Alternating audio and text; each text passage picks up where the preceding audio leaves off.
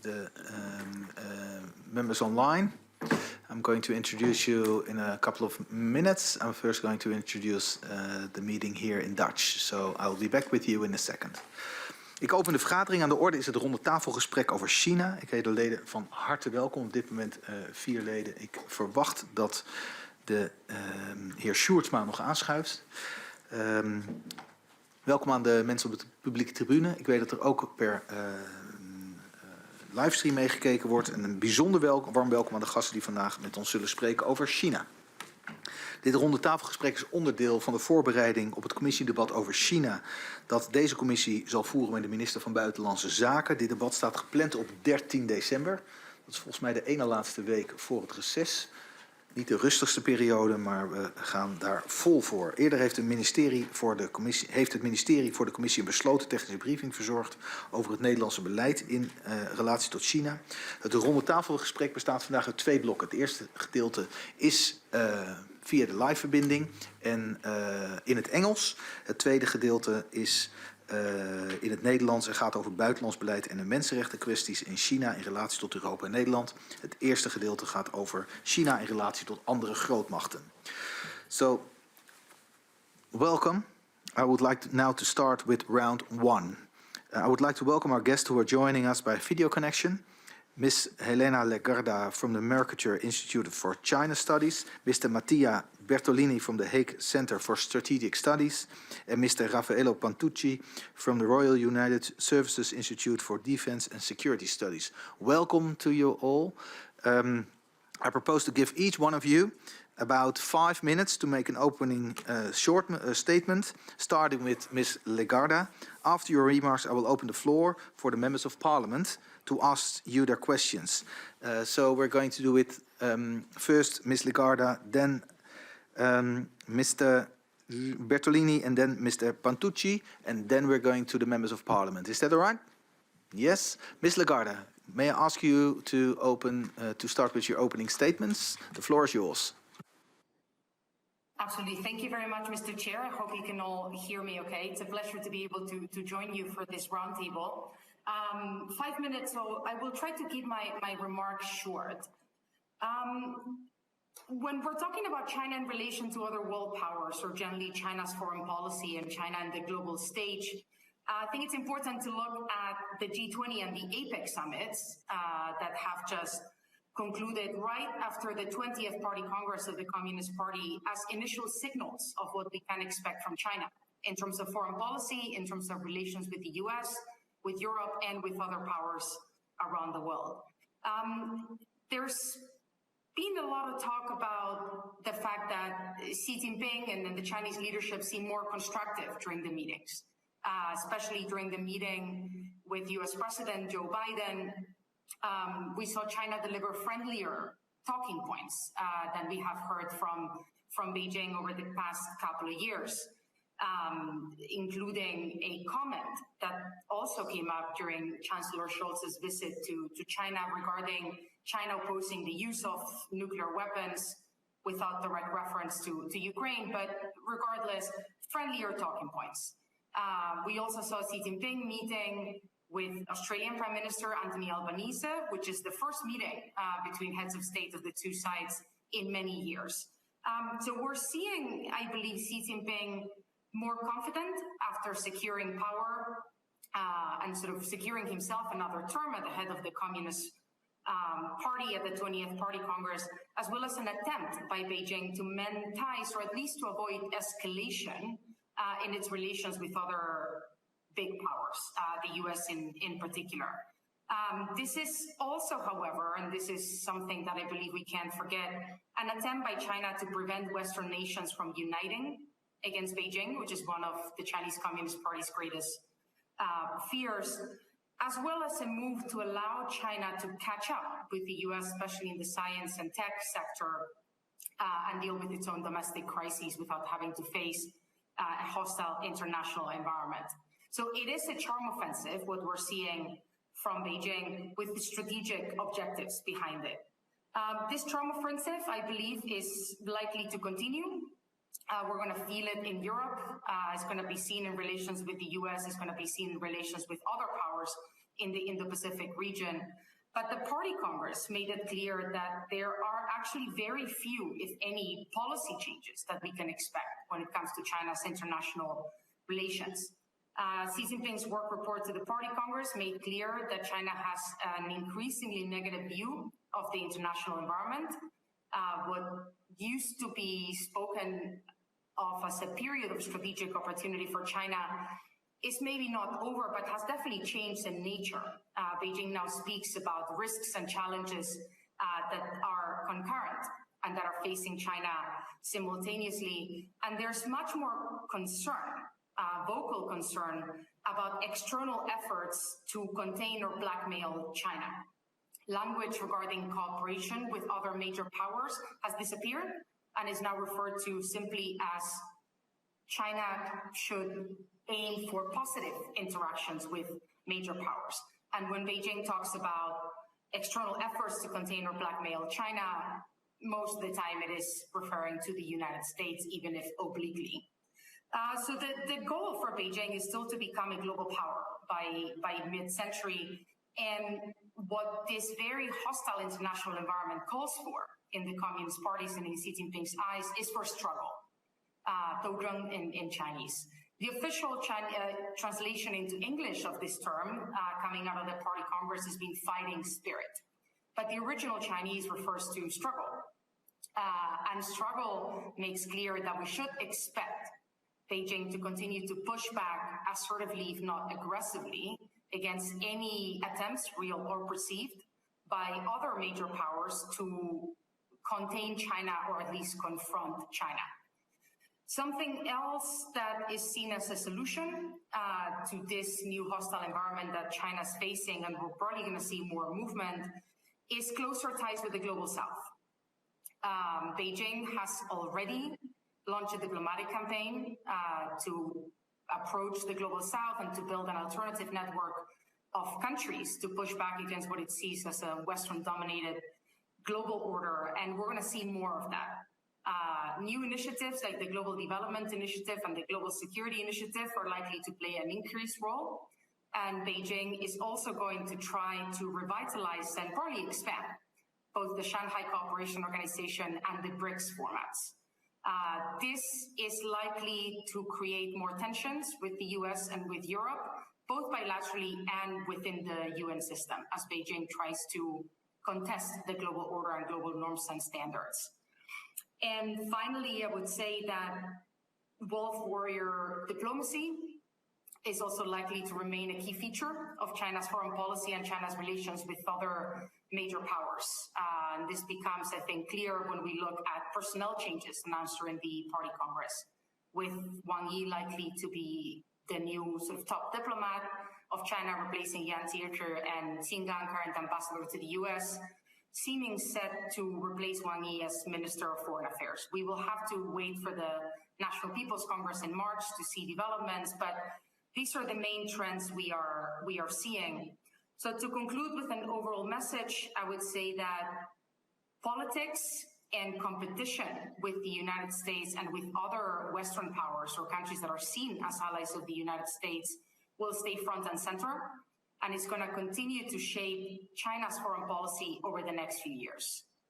US-China tensions are going to be a reality.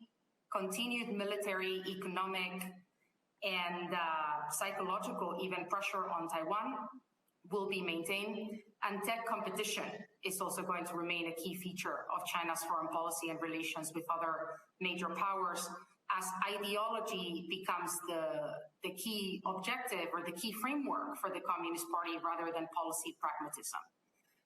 What I expect this will lead to is an environment of uncertainty and unpredictability when it comes in particular to relations with the United States that will have knock-on effects also on Europe's relations with China and on the Indo-Pacific as a whole. I will leave it at that for my opening statement. Thank you very much. Thank you, Ms. Lagarde. Let's wait for what questions the members will have for you. Mr. Bertolini, your opening statement, please. Yes, thank you, Mr. Chairman, and thank you for inviting me to this important roundtable today. I'm Mattia Bertolini. I am a research fellow at the Hague Center for Strategic Studies, and I'm currently working remotely from Taiwan. Just to offer my brief introductory remarks that to some extent also echo Ms. Lagarda's introductory remarks. I'd actually like to offer some brief introductory remarks based on a recent study I wrote with my colleague Joris Teer on the critical raw materials necessary within the semiconductor supply chain within the context of rising geopolitical competition and in particular also technological competition between China and the US in particular. So just to put today's conversation in a general context, I believe we can witness a world that is in transition from a world that is based on a well-integrated international trade system based on cost efficiency, transitioning to a world where weaponization of trade flows amidst geopolitical competition will become increasingly commonplace. We can already witness this by the disruption of energy flows from Russia to the European Union following the invasion into Ukraine. But we can also witness this amidst the technological competition between the US and China, in particular in the semiconductor supply chain. So what can we witness in the coming decade vis-a-vis China amidst this weaponization of trade flows? I believe we can observe two things. First, that trade flows coming from China and supply chains stemming from China will be increasingly disrupted. And secondly, I think we can expect an increased chance of European dependencies on China being potentially exploited amongst this geopolitical competition in the coming decade.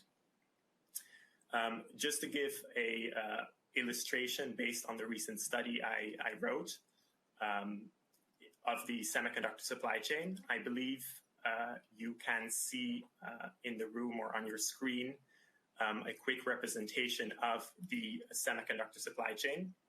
And generally speaking, the semiconductor supply chain is characterized by a fragile balance, where on the one hand, the main supply chain, so we're talking about the design, fabrication, and assembly, test, and packaging, is really dominated by technologically advanced democracies. Think of the United States, Japan, South Korea, and Taiwan. However, if you look at the very bottom of this supply chain, so if you scroll to the bottom, you can see that the critical raw materials that are necessary for the manufacturing of chips, for the manufacturing of semiconductors, actually is mostly dominated by other countries, in particular China. So again, we can witness a fragile balance between technologically advanced democracies on the one hand and China dominating critical raw materials that are necessary for these vital technologies.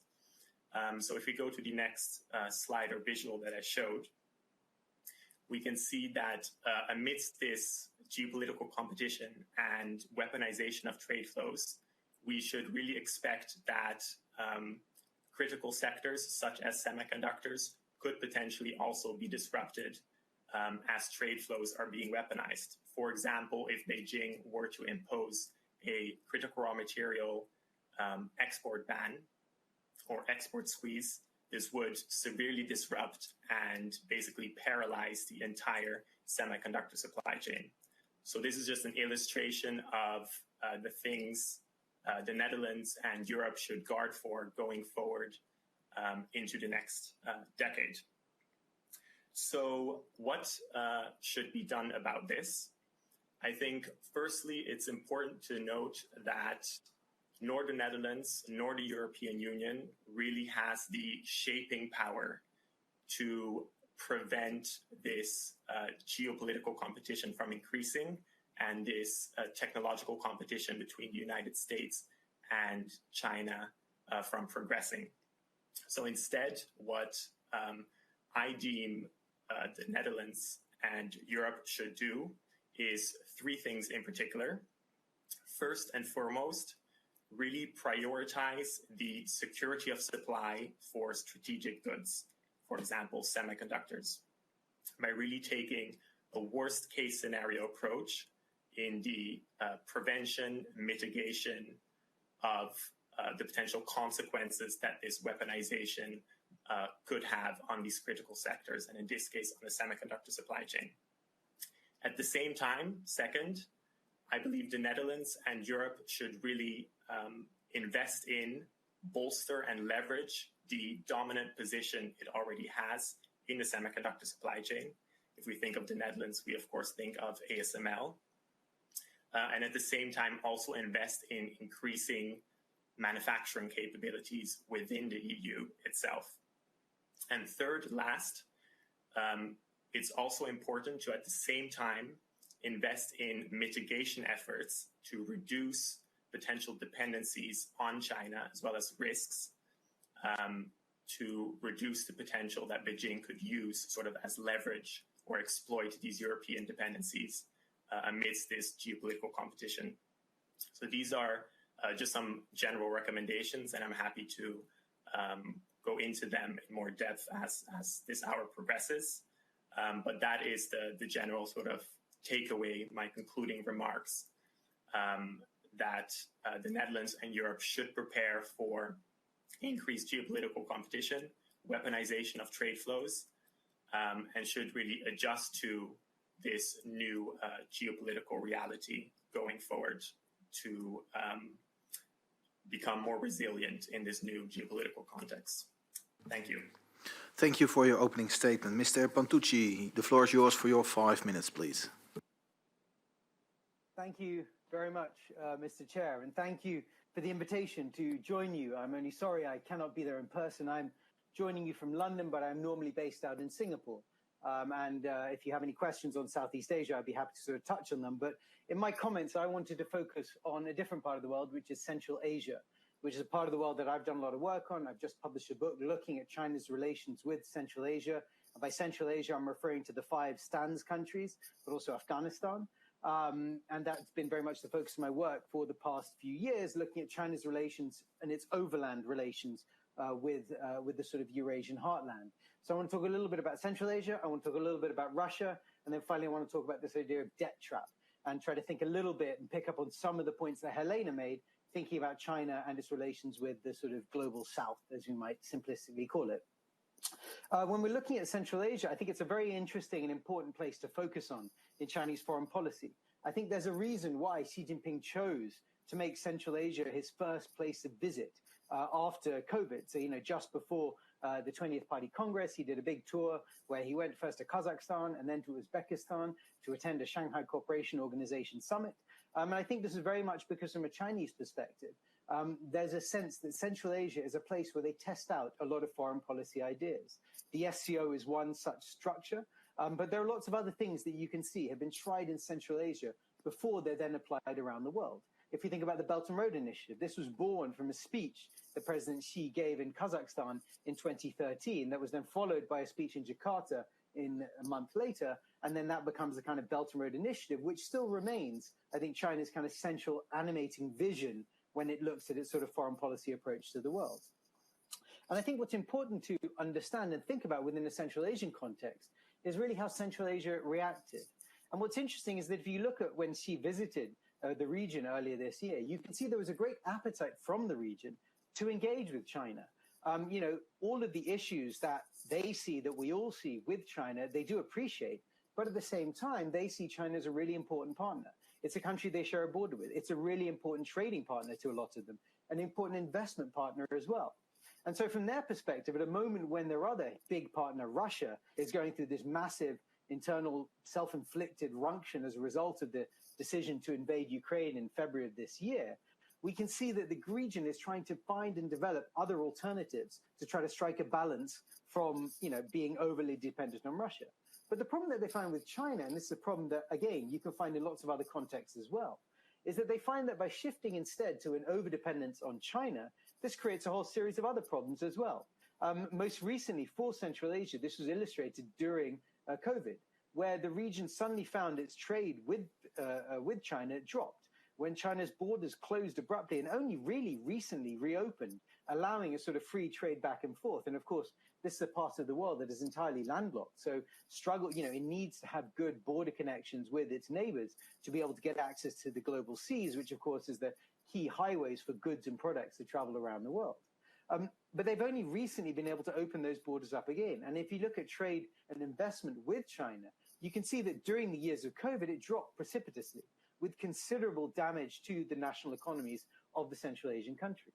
And so the Central Asians are very keen to try to diversify. And you can see them reaching out to other parts of the world to try to find ways of striking a balance. But at the same time, they see China as a really important partner. And this is what we saw displayed during Xi's visit to Kazakhstan and Uzbekistan, as an important regional counterbalancer to Russia. Now, this brings me on to talking about the China-Russia relationship, which was briefly touched upon in both of the previous presentations. But I think is one that within a European and Western context, there is a habit often to look at it as a partnership that clearly is very close together, but is one that we're constantly seeking fissures in between to try to pick at, to somehow try to pry the two apart and therefore somehow strengthen, our relationship with one or the other to undermine the other one. And I think, to be perfectly honest with you, this is a bit of a red herring approach to take, because the truth is that at the end of the day, for both of these powers, their geostrategic relationship is currently founded on the idea of basically being in confrontation with the West, and that is their kind of central animating issue, and that's the thing that really ties them together. And so while we may see President Xi make comments to Chancellor Scholz, make comments to European diplomats behind closed doors, talk to President Biden about the general disapproving attitude that China has towards, the use of nuclear weapons and the concerns that they have around the sort of growing prices of food and fuel around the world, and clearly linking this to, implicitly to the war in Ukraine, we should be careful not to interpret this as some sort of rebuke to Russia that ultimately suggests that there is some sort of fissure developing between them. Because at the end of the day, from a Chinese and Russian perspective, their bilateral relationship is still fundamentally really important to both of them. And it's important to them because they see themselves both as locked in this very difficult and elemental struggle, existential struggle with the West. So I think we have to be very careful. And so this policy approach I often see advocated, which is trying to pick at these sort of poles and these differences and say, this shows us an opening that we can take advantage of, I think is often going to take us down, frankly, rabbit holes which are not really going to lead anywhere, because ultimately Beijing and Moscow are very tightly bound together in a sort of global struggle against the West. The final point I want to very briefly touch upon in the limited time that I have to start addressing you is the question of debt traps, which often comes up in discussions of China and the global South.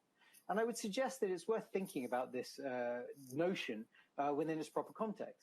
And I think the key thing to think about in this context is the agency of the countries that are taking the choice of taking these Chinese loans or doing these projects. Now, there's no doubt in some countries there is some element of Chinese malfeasance at play, corrupt practices, and this is leading to, these countries becoming quite indebted to China.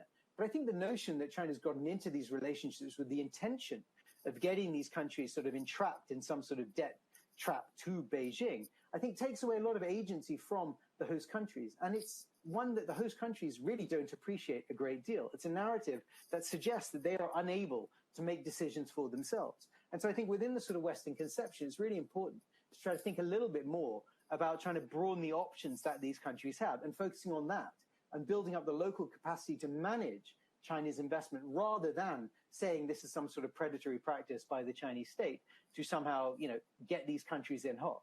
In reality, China actually finds itself in an increasingly precarious position in terms of global debt. And it's carrying an awful lot of debt in countries where, frankly, there's very little prospect of them getting their money back anytime soon. And what you can see within China is increasingly a desire to find ways of rolling over this debt, of restructuring this debt, or in some cases, though limited, of waiving this debt. And I think this is a key point to sort of remember and a key point to focus on within this narrative, which is to think a little bit more about the recipient countries rather than just focusing on the sort of great power geopolitics emanating from Beijing. And I will stop there and I will look forward to the wider discussion and questions. Thank you. Thank you for your opening statement. We're going to do it as following. We have 5 members of parliament here who will ask 1 question per person and tell who they are asking it to. After those 5 questions, I will give the floor to the 3 of you to answer those questions. And if we keep it compact, we can maybe do 2 rounds of questions. So the first person to ask a question, Ms. Mulder from the Christian Democrats. Well, thank you very much for sharing all your knowledge with us. I really appreciate that. And I did not hear any one of you, I think, about India and the relationship with India. Well, that could be an interesting partner for the European Union and for the Netherlands as well. Could you perhaps comment on this? Thank you. Thank you, Mr. van der Staaij, Reformed Political Party. Thank you very much. I have a question for Ms. Elena Lacarda about, I read in an article from your hand about the dominant narrative in EU-China relations, hoping for change through trade and engagement. But what do you see that are real possibilities to influence the direction of China? And to who is this question? Ms. Lacarda. Lagarde. And Ms. Mulder, to who was your question? Maybe they can see for themselves which one of them is the best one. Or maybe the last speaker. All right, Mr. Pantucci. Mr. van der Lee, the Greens. Yeah, I have a question that relates both to what Madame Lagarde has told us, but also Mr. Bertolini. So on the one hand, Madame Lagarde pointed out that there is a real strategy to divide the West. And on the other hand, what is the likelihood to trigger the weaponization of the export of raw materials when the West unites? The background of the question is, of course, if we succeed in uniting the West, is China so interdependent that they will not weaponize the export of raw materials, or is it a trigger for them to take the step because the West has united on a China policy? Thank you. Mr. Brekemans, Liberals. Yeah, thank you very much for your very insightful introductions. Actually, I was about to ask the same question as Mr. van der Lee, but maybe I can make it then build on that and make it a bit more specific, because what we have seen, of course, is that the United States has announced a very comprehensive sanction package regarding technology.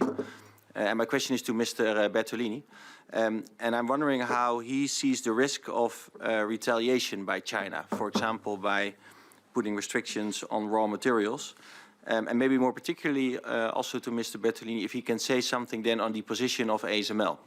What does he think in case the Netherlands would join, or the European Union would join the American sanction package, and also ASML would be affected by it? What does he think what does this mean for ASML, and also given that China might retaliate, what that means for ASML? Thank you. Mr. Sjoerdsma, Democrats. Well, thank you, Mr. Chair, and thank you to all three of our guests for the excellent introductions. I had a similar question on ASML, but I'd also be interested to ask Mr. Bertolini on the weaponization of this, the risk of the weaponization of a supply chain, because obviously, if you look at especially at the critical raw materials part of the fact sheet that we have before us, China is very much in a position to do so, but the consequences would be, on the top part of the supply chain, that the dependency that China has on importing semicon products is still quite substantial. So my question would be, what do you think would be sufficient a trigger for China to actually start weaponizing this supply chain? Thank you. All three of you have questions asked. So, Ms. Lagarde, will you please take the floor first? Thank you very much for all the questions. Excellent points, all of them, and covering a lot of ground. Maybe I'll start with the question that was directed towards me. Can we influence China's direction, and if so, how? The reality from my perspective, and this may not be the most popular opinion, but I don't think we can. I don't think we can necessarily influence China's policy choices, and I don't think we should think that we can. We have fallen into the trap in the past in Europe with the entire argument of change through trade, which very often led to what effectively, from my perspective, was a denial of agency to China, linking up to the comments that Raf was making earlier about other developing countries. China, and especially the CCP in particular, makes policy, and especially foreign policy, to a certain extent very much based on domestic conditions and their own strategic interests, like any other country. So yes, we can try to nudge or sort of achieve cooperation or achieve some change on specific issue areas, but I think we should be under no illusion that we're going to get Beijing to completely overhaul its foreign policy. I think that's just simply not the reality. Change to China's overall policy trajectory is going to have to come from within China. And we are seeing very little shift at the moment. And after the 20th Party Congress, with the consolidation of power by Xi Jinping that we've seen, it seems fairly unlikely that we're going to see substantial opposition or pushback against his policy priorities going forward. Again, going back to my final point, things are fairly unpredictable at the moment, and something that we can't ignore is the fact that China is facing a number of crises at the moment. Not all of them are international. Domestically speaking, China's economy is not doing well. Technologically speaking, they want to become a global leader, but they're not there, and the United States sanctions are biting. So that's going to hurt. And China's also facing demographic issues. So will China adjust its policies? I think that's quite likely, but I don't expect a massive shift. At least that's my perspective here. When it comes to India, what is China's relationship with India? I think Raf will probably be able to speak to this more than I can, but maybe a couple of comments. The relationship with India right now is quite tense. We've seen it, including during the G20, where Xi Jinping and Modi did not meet. Yes, they shook hands at the banquet, but if I remember correctly, Xi and Modi haven't had a proper meeting since 2019 at the BRICS summit in Brazil, not even a phone call. So communication is limited, and the conflict and the dispute at the border really plays a central role in this relationship.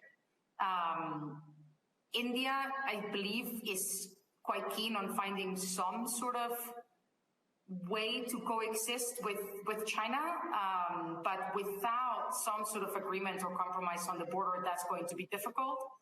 And territorial issues and territorial security is a difficult one for the CCP to compromise on. So does this make India a good partner for the EU?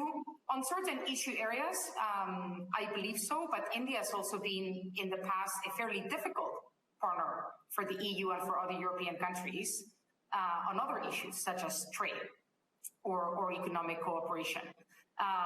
But that aside, I think overall, if we're talking geopolitically, I think there's room to cooperate more with India when it comes to China and when it comes to the Indo-Pacific more broadly. And I'll finish off with one general comment on the issue of the weaponization of economic ties, just very briefly. There is, of course, a likelihood that China may weaponize economic ties or supply chains. They've done so in the past. Lithuania is now suffering the effects of China's economic coercion. Australia has as well. Norway did in the past, South Korea. We have plenty of historical examples of China doing this.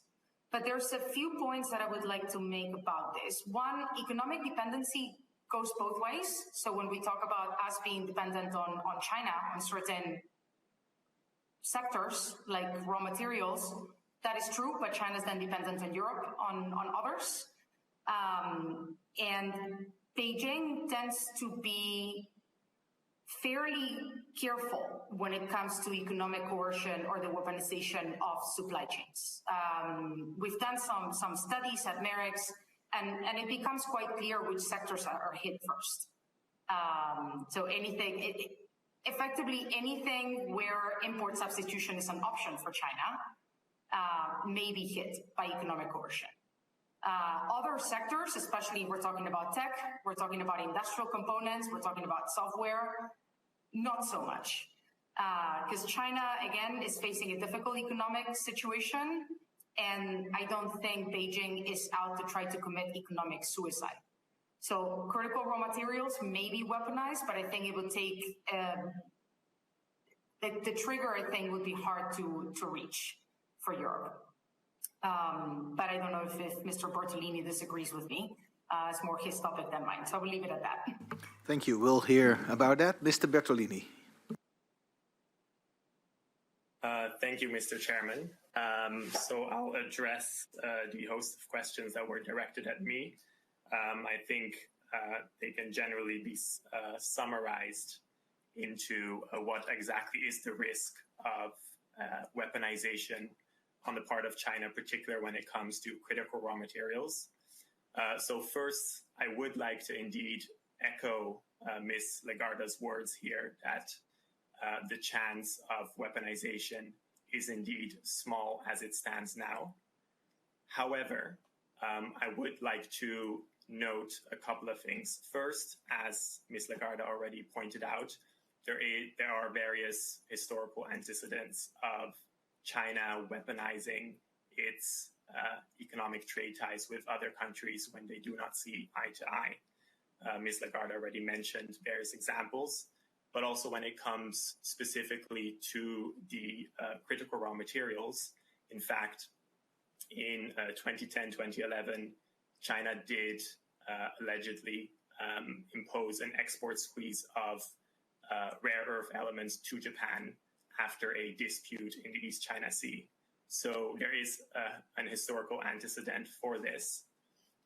Secondly,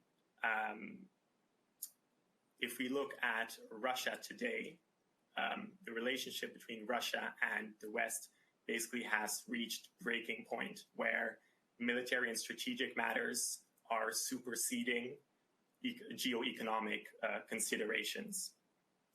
So it's not hopefully unrealistic to think that at some point, potentially, we could also reach such breaking point with China where military strategic matters will take the foreground rather than geo-economic considerations.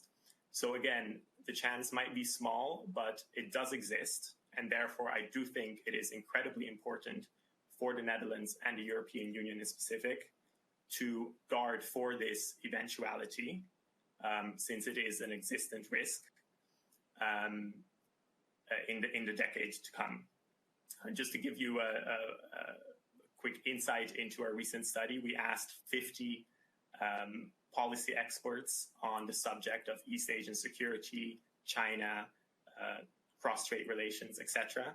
And they deemed the chance of a maritime blockade by China of the Taiwan Strait more than 50% in the next decade. I myself wouldn't appreciate it that high. However, this is a real risk, and this could then develop into escalatory dynamics, which might also result in the weaponization of critical raw materials. And again, how to mitigate these risks? Indeed, I think what one of the members in the chamber also mentioned, it is very important to unite as the West, make use of this newfound post-Ukraine, let's say, unity, and bolster one's own sort of leverage over China, and also send clear, specific signals to China what the consequences would be, and basically not be caught off guard as we have been in the case of Russia. So prepare for this well in advance. As for the question by one of the members specifically on ASML, in relation to, in the context of this technological competition between the US and China and the recent imposed export restrictions by the US. Specifically when it comes to ASML, for example, the US's push to, for example, also block ASML's DUV machine from going to China. ASML has a very, very large outstanding order list. So technically, if ASML would not be able to export its machinery to China, I'm sure plenty of other countries would sort of substitute China as a customer. So specifically towards ASML, that could be addressed. Generally speaking, when it comes to the semiconductor supply chain, of which ASML is also part and dependent on, however, I do think that the US export restrictions as they stand could also potentially cause further disruptions in this semiconductor supply chain. If we, for example, think about the suggested US export ban of ASML's DUV equipment to China, this will have quite significant ripple effects throughout the entire semiconductor supply chain, since China is one of the main, if not the main, producer of mature chips. So that is more older chips, so to say, which are based and produced with ASML's DUV technology. So if this technology were not able to go to China anymore, this would significantly disrupt the supply of mature chips, which go into our cars, our electric vehicles, our solar panels, our wind turbines, but also, for example, medical equipment such as MRI machines. So again, it is important for the Netherlands and Europe to create its own consistent, clear position within this new rising technological competition between the US and China, so that rather than being merely reactionary in its approach, so just reacting to whatever export restrictions the US issues, being also proactive and having a clear sort of policy stance in how to navigate this new technological competition between the US and China within the semiconductor sphere. Thank you. I hope this addressed your questions. Yes, thank you, Mr. Pantucci. The last question was for you. Thank you very much. I'll focus mostly on India, but I do just briefly want to comment on some of these sort of economic coercive approaches by China. And just to make the point that, you know, the rare earths example that was made with Japan back in 2010 actually kind of backfired on Beijing in the end, because all Japan did was develop other alternative sources of these and discovered actually they have a lot of them. Rare earths, while, you know, the name suggests these are some sort of, you know, obscure and hard thing to find, actually they're quite common. The difficult part is the extraction, which is incredibly damaging and destructive, and one that, you know, countries frankly decide they don't really want to do. But actually, these are things that are not unavailable. And what we saw happen after China cut off the supplies was Japan developed alternative sources and now is no longer dependent. So I think the lesson for China and some of these coercive economic measures is that they sometimes have a habit of not actually getting to the goal that China wants. And if we look actually at the various contexts when, for example, China's fallen out with countries and punished them with a sort of very specific economic sanction, is that often if you look at the sort of overall trade or investment actually with that country, it doesn't necessarily change that much. In some cases, it actually increases during the period of sort of tensions. That's sort of some demonstrative things done. So I think it's worth thinking a little bit about how China might react within these contexts and to try to focus on what's done in a sort of demonstrative fashion versus what is actually really going to have a sort of game-changing effect. And I think Beijing is still unclear about exactly how to handle these tools in a really sophisticated and strategic way, and does it, I think, often in a more demonstrative way than sort of with a strategic impact. That would just a brief comment on that, even though those questions weren't directed at me. I think on the India point, I think the China-India relationship is one that has had its ups and downs, frankly. At the moment, we're in a very difficult point, and Helena is entirely correct that, you know, President Xi and Modi haven't met. She mentioned the G20 summit where they didn't meet, but even before that, at the SCO summit, both leaders were in attendance. There was talk that they might meet, and in the end, they didn't. And, you know, G20, there was a lot of other leaders they could have met with. At the SCO summit, there was a more limited number. So theoretically, the time could have been made, but they chose not to. And I think that does reflect a sort of real sharp deterioration we've seen as a result of the border clashes back in 2020, which led to a great number of Indian and Chinese deaths as their soldiers fought across the border. But I think the key thing to remember is that notwithstanding this, there remains a desire in Delhi's part, and certainly on Beijing's part, to keep a kind of strong working relationship going. And a realization that, you know, no matter what, they are still going to be sort of border partners, and they are still going to kind of have to work together. If we look at the Shanghai Cooperation Organization, you look at BRICS, you look at the Russia-India, China grouping, or even you look at how both India and China have been reacting to Russia's invasion of Ukraine, they tend to be echoing each other quite a lot. And you can see quite a lot of action happening that suggests there is still this desire to engage on some quite sensitive issues, notwithstanding the fact that it's very clear that the sort of overall relationship, and I think this really speaks to Delhi, frankly, wanting to kind of keep its options open. And wanting to sort of, on the one hand, play up its increasing relationship with the West. And I think the biggest change in some ways in Indian foreign policy over the past few years has actually been the relationship with the United States, which has really transformed during the Trump years in particular, but started under the Obama years, where you saw a real decision by Washington to see India as a really important partner, unlock some really important defense and strategic and intelligence relationships there, which previously had been held up by the sort of deep suspicion that there was on both sides. But that suspicion hasn't been entirely overcome. And there is still a level of which India is uncertain about its relationships with the West and still wants to kind of hedge and make sure it's got other options and doesn't entirely lock itself into one over the other. And I think that plays in a very important role within their relationship with China.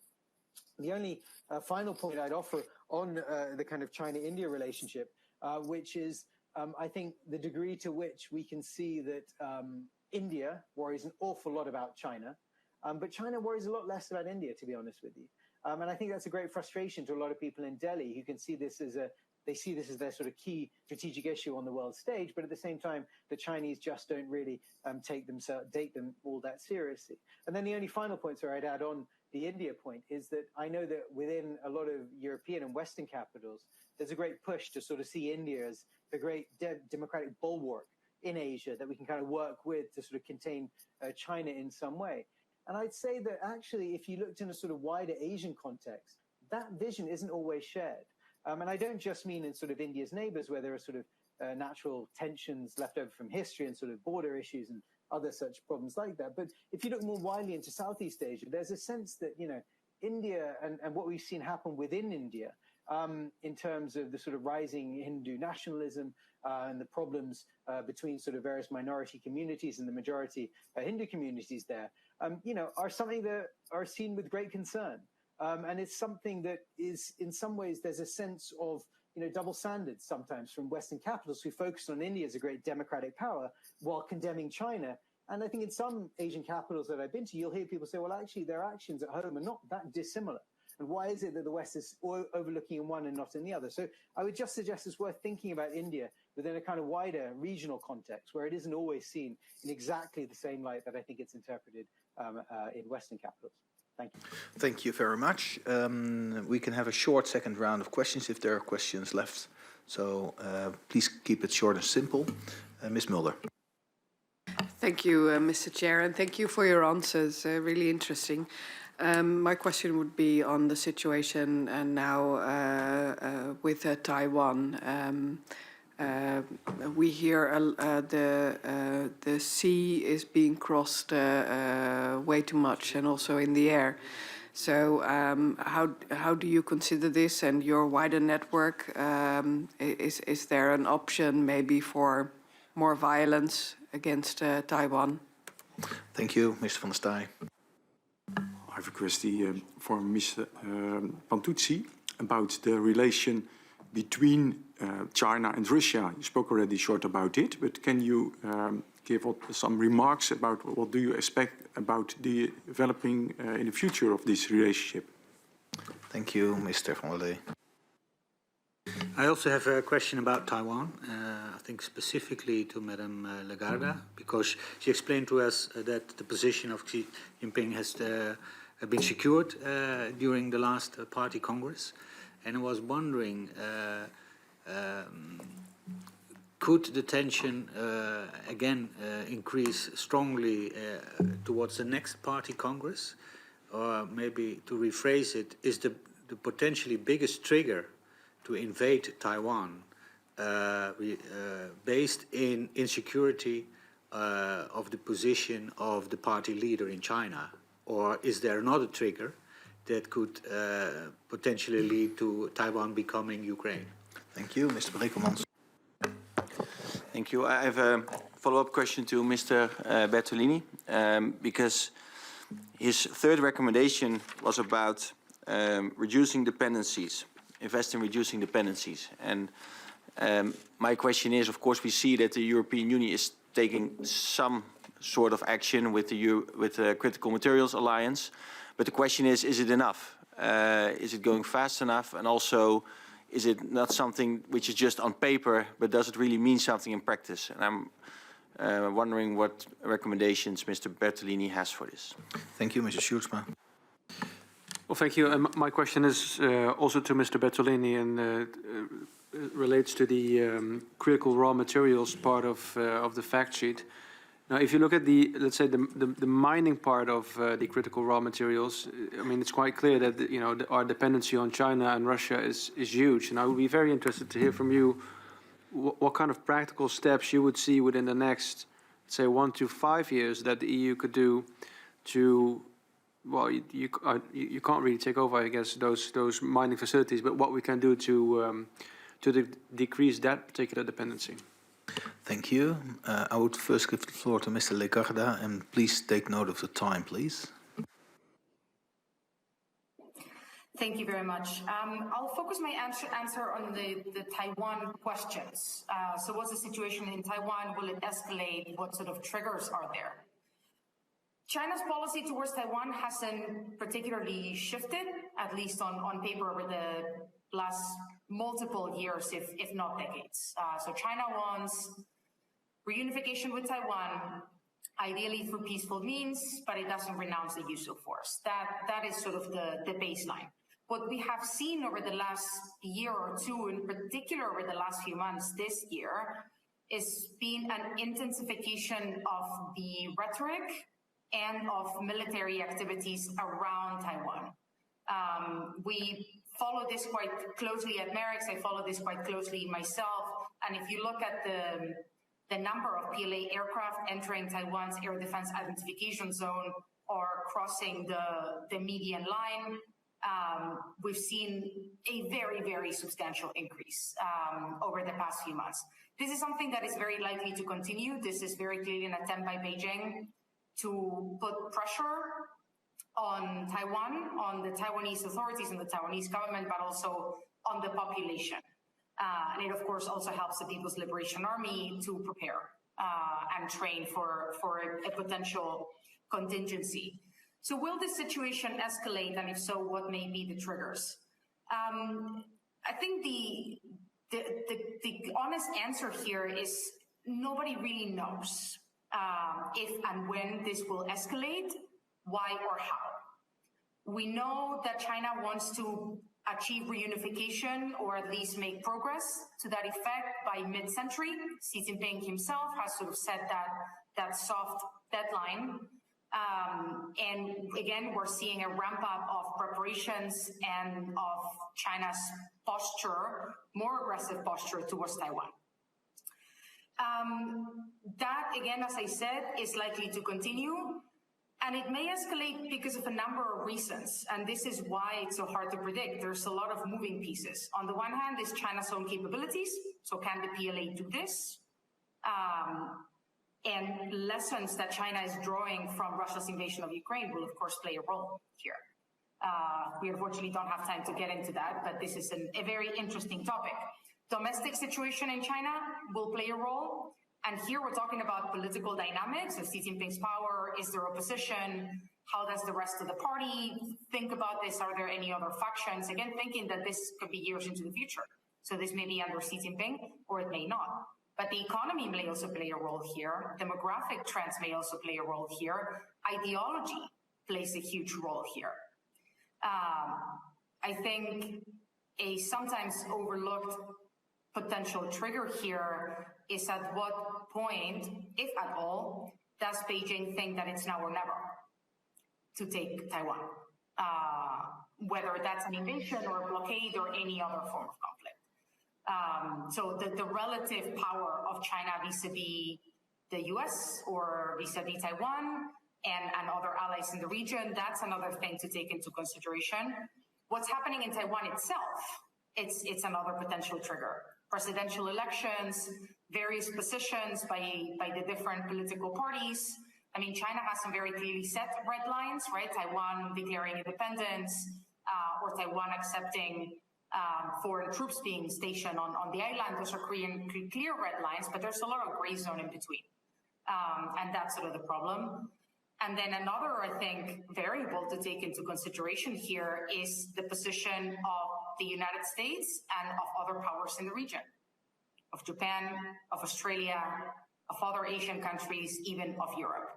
So there's a lot of factors that I think will come into play when Beijing thinks about when or how it may do this. So that's why I believe it's very, very difficult to predict. I personally would say that I doubt Beijing has a very clear timeline in mind that this is completely planned out to the year. I think that's fairly unlikely. I think they'll be watching all of these domestic and international factors, and that is what will shape the timeline. Thank you, Mr. Bertolini. Yes, just 2 words to add to Taiwan, since I live here myself, and of course there's also a lot of research and focus on the developments here. I think Ms. Lagarde gave a very comprehensive answer already. I do deem the chances of invasion small at the moment. I think what should really be guarded for in the coming years is the risk of unintended escalation. So as the rhetoric ramps up, you have live fire drills, right? In August, the US sending senior officials to Taiwan, that could lead to unintended escalation as misunderstandings and miscalculations might take hold. I think that is really important currently when it comes to the stability in the Taiwan Strait. As for the questions regarding mitigation efforts on dependencies, and how we can bolster and increase our own capabilities in the mining sector. I think first and foremost, it's incredibly important to realize that there is quite a delay in starting action and actually attaining results. The International Energy Agency actually estimates that basically from exploration to exploitation, mining operations might take 7 to 20 years. Same goes for refining capacity, that might take up to 10 years. So we're really talking about the long term here. So indeed, we should start right now to be able to increase our capabilities in 10 years' time from now. Indeed, another member asked, so what should we do in the short term within the next 1 to 5 years? I think we should firstly focus on diversification of the supply chain and friendshoring. There's already a lot of mining operations and refining operations developing in Canada, the United States, and Australia, amongst others. So really invest in and focus on the capabilities that these countries also have to diversify one's supply chain. In addition, on the short term, one should also really focus on measures such as stockpiling, for example, that could also mitigate temporary shocks in this entire supply chain. But again, in conjunction with these short-term measures, we should indeed also really be focusing on these longer-term measures by potentially having to reshore or friendshore these mining capabilities. But that will take longer time. And that is why I believe that action indeed is needed right now. Thank you. Thank you. Mr. Pantucci. Hi, thank you. I'll be compact, aware that we are stepping over the time just now. Look, on Taiwan, I think colleagues have addressed this question entirely. The one thing I would say is, I think thinking about a sort of hard power invasion of the sort that we just saw in Ukraine is maybe not the right comparison to look for. I actually think a more sort of tight political and social embrace is more likely to be China's medium as term strategy, because I think the consequences of a conflict, a war, would be pretty catastrophic, and they recognize that. So I just think we need to think a little bit more dynamically about what, bringing China reunification actually looks like from Beijing's perspective. And I think it's very much more about the sort of economic and social levers that they can pull, and they would want to pull to sort of pull Taiwan into the mainland, rather than thinking only in sort of terms of, what we've just seen happen in Ukraine. On the question of China and Russia, I think, the short answer on that is the relationship has shifted, and I think the balance of power which used to be a bit more balanced, and one could argue even more in Russia's favor, has distinctly shifted and is only going to shift more.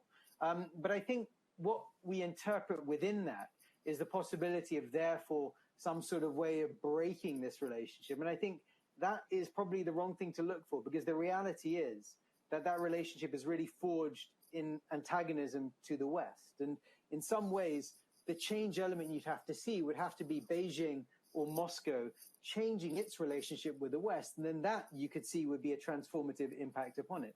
But in the sort of short to medium term, I think you're going to see an increasing volume of Russian dependency on China. You can already see this. But I think the other interesting element to point about is the hesitancy, actually, of a lot of Chinese companies to engage with Moscow. And actually, well, on the energy side, you've seen the Chinese taking advantage of the sort of, fact that Russia's now got to sell its energy quickly to someone else to try to make more money. And it's going to have to build a lot more new infrastructure if it's going to shift the capability it was selling, the resources it was selling to Europe. If it's going to start selling them east, that's going to require a lot of internal infrastructure development, which someone's going to have to pay for. That's just going to increase its dependency on Beijing. But what's also interesting is the amount of Chinese companies that are actually pulling back from China. Huawei, for example, notwithstanding the fact it's the target of very strong Western American, in particular, sanctions, decided that it got so worried about the environment in Russia, it's actually moved its Russian operations to Central Asia. And is actually refusing to sell its products within Russia directly. It's only selling them indirectly now. So, there is a sort of deep tension that's baked into this relationship, and a deep paranoia, which does sort of continue on. And I think does mean that there is always going to be this sense of sort of, on the one hand, a strong geopolitical alignment, but beneath that, we'll see a lot of sort of tensions bumping along. But I actually think for both of them, as long as that kind of overarching geopolitical alignment remains constant, and I frankly see that happening for the medium to long-term future, frankly, until there's some sort of fundamental shift in how Moscow or Beijing, the relationship that they have with Washington and the West, I don't think you'll really see a breakdown there. You'll just see an increasing dependency from the Russian side in particular towards Beijing. And also, I think you'll see China being very selective about what it actually wants. And what it doesn't want within that context as well. And it will very, very much more pick and choose and give China increasingly the whip hand in that relationship. So I'll stop there, and thank you very much for the question. Yeah, thank all three of you for your valuable contributions to this roundtable meeting. It's very useful in preparation on the debate we have on December 13 on China. So thank you for this, and have a good night. We're going to continue in Dutch. Bye-bye. Oké, dan gaan we verder in het Nederlands voor het tweede blok. Aangeschoven hier in de zaal zijn de heer De Klerk van Amnesty International, mevrouw De Hoge van instituut Klingendaal en de heer Schulte-Nordhol, sinoloog en publicist. Ook u geef ik 5 minuten voor uw openingsstatement en u heeft gezien hoe het werkt. U krijgt daarna een aantal vragen van de Kamerleden die u kunt beantwoorden. De heer Sjoerdsma vertrekt om 6 uur, heeft hij aangegeven. Dus als hij de zaal uitgaat, dan weet u dat het aangekondigd is. In het Nederlands ga ik iets scherper zijn op de tijd, dan weet u dat alvast. Dan kunnen we gewoon om 6:30 uiterlijk eindigen. Mag ik de heer De Klerk eerst het woord geven? Hartelijk dank. Dank ook aan de commissie voor de organisatie van dit rondetafelgesprek, voor de uitnodiging. Ik ben Stijn De Klerk, dokter in de sinologie. Ik lever mijn bijdrage in naam van Amnesty International Nederland, waar ik het China-programma leid. De laatste keer dat ik hier sprak was in 2019, bij een rondetafelgesprek over de China-notitie Nederland-China een nieuwe balans. Sindsdien is er enorm veel veranderd en zijn een aantal ontwikkelingen die werden geschetst in de China-notitie fors toegenomen in intensiteit. Er is eerst en vooral helaas de barre verslechtering van de mensenrechtensituatie in China. Mensenrechtenverdedigers worden steeds intensiever vervolgd. Gezichtsherkenning, real-name registratiesystemen, big data worden steeds uitgebreider ingezet om mensen onder massale surveillance en controle te houden. Over de misdrijven tegen de menselijkheid die China pleegt tegen Oeigoeren, Kazakken en andere overwegend islamitische etnische groepen in Xinjiang kwamen steeds meer gruwelijke bewijzen boven tafel. Hongkong onderging een vreselijke metamorfose tijdens de laatste 3 jaar. De vrijheden daar staan onder ongekende druk. En verder blijft China ook onverminderd andere mensenrechtenschendingen begaan, waaronder de onderdrukking van de Tibetanen, de vervolging van de Falun Gong-aanhangers en de christenen. De China-notitie wees ook op de groeiende impact van China op mensenrechten wereldwijd. En ook die evolutie heeft zich enkel maar versterkt en versneld. China bedreigt en intimideert leden van de Oeigoerse, Tibetaanse en andere diaspora-gemeenschappen over de hele wereld, ook in Nederland. Vaak met het directe doel om hen het zwijgen op te leggen en hun mensenrechtenactiviteiten te onderdrukken. China onderneemt een divers gamma aan globale mediaactiviteiten om ernstige mensenrechtenschendingen te verdoezelen of op zijn minst twijfel hierover te zaaien. En bovenop deze en andere inspanningen die mensenrechten wereldwijd raken, zet China steeds actiever in op het ondermijnen van het bestaande internationale mensenrechtensysteem. Nu, in die 3 jaar sinds de China-notitie erkende de Nederlandse regering deze versnelde opstapeling van negatieve ontwikkelingen. Maar helaas keek de regering nog te weinig naar wat er nog meer kan en moet gebeuren om de mensenrechtenaspecten van de omwentelingen het hoofd te bieden. Vragen die er zijn gesteld over de effectiviteit van het huidige mensenrechteninstrumentarium in de relatie met China worden stevast beantwoord met een opsomming van wat de regering reeds deed en doet. Wanneer er dan een instrument wegvalt, zoals de bilaterale mensenrechtendialoog, die werd opgeschort door China in 2021, wordt die niet aangegrepen om zich te bezinnen over de eigenlijke effectiviteit van dit vehikel. En lijkt het er integendeel op dat de Nederlandse regering op automatische piloot aandringt op een hervatting van die dialoog en op dezelfde vrijblijvende manier als voorheen.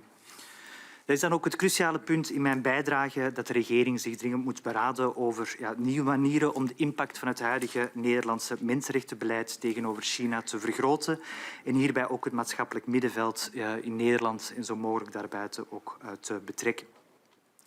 Nu, het nadenken over mensenrechteninstrumentarium dat het bestaande aanvult en verstevigt, houdt niet alleen in dat er beter naar China moet gekeken worden. Het houdt ook in dat Nederland helder het eigen mensenrechten-DNA voor ogen blijft houden.